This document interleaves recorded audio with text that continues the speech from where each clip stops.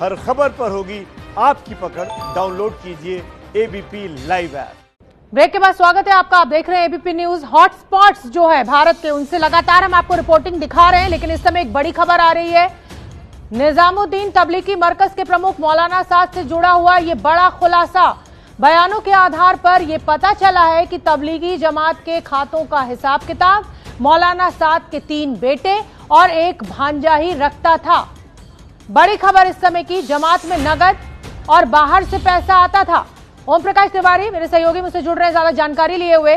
ओम प्रकाश, इस खबर पर हम आपसे अपडेट चाहेंगे। ये तो बहुत बड़ा खुलासा है कि मौलाना साद के परिवार के लोग ही सारे नकद और पूरा हिसाब खाता रखते थे। बिल्कुल शोभना, मैं आपको बता दूं कि दिल्ली पुलिस और इन्फोर्समेंट डायरेक्टरेट ने अब तक 14 से ज्यादा लोगों से पूछताछ की है और इस पूछताछ के दौरान ये तथ्य सामने आया है कि किस तरह से जमात बाहर जाती थी, किस तरह से उन्हें खर्चा बताया जाता था और फिर जमात में अलग अलग लोगों को अलग अलग तरीके से खर्चा बताया जाता था। जमात की जो टुकड़ी बाहर जा रही होती थी उसमें जो शामिल लोग हैं उनके आर्थिक स्टैंडर्ड को देखकर एक खर्चा बताया जाता था। ये भी बयानों में सब बात सामने आई है कि ये जो टुकड़ी बाहर जाती थी वो ज्यादातर स्थानीय मस्जिदों में रहती थी और स्थानीय लोगों के यहाँ पर खाना खाती थी। इसका मतलब कि पैसा साफ तौर पर बच जाता था और जो पैसा बचता था वो जमात मुख्यालय का मान लिया जाता था। पूछताछ में भी बात सामने आई है कि पैसों का पूरा हिसाब किताब जो है मौलाना साद के 3 बेटे और उसका भांजा, जो उसके तीनों बेटे हैं, मोहम्मद यूसुफ, मोहम्मद सईद, मोहम्मद इलियास और उसका भांजा ओवैश रखता था। पूछताछ के दौरान ये भी पता लगा है कि इस नगद फंडिंग के अलावा बाहर से भी पैसा आता था। लेकिन सबसे बड़ा सवाल अभी जांच एजेंसियों के सामने ये भी है कि आखिर ये जमात से बाहर पैसा क्यों भेजा जाता था विदेशों में। यानी कुल मिला के शोभना, मैं आपको बता दूं कि जो सामने तथ्य आए हैं उनकी जांच चल रही है शोभना।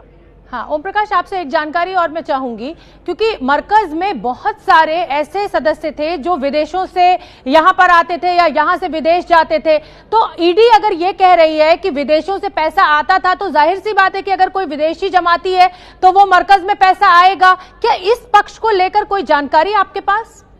बिल्कुल शोभना, मैं आपको बता दूं कि जो पैसा आता था, अभी इस बात की जानकारियां जुटाई जा रही हैं कि जो पैसा आता था उसके बारे में क्या डिक्लेयर किया जाता था, उसको पैसों को किस तरह से दिखाया जाता था, क्या इन लोगों ने धार्मिक नाम पर कोई छूट ली हुई थी या ये लोग अपने इनकम टैक्स में क्या बताते थे, क्या नहीं बताते थे। ऐसे तमाम सवाल हैं शोभना जिनकी जांच की जा रही है। आरंभिक तथ्य हैं और इन तमाम तथ्यों की जांच की जा रही है और इस जांच के बाद इस जो फिलहाल जो सामने तथ्य आए हैं उसके आधार पर मौलाना साद के 3 बेटों और भांजे को पूछताछ के लिए बुलाने की तैयारी की जा रही है शोभना।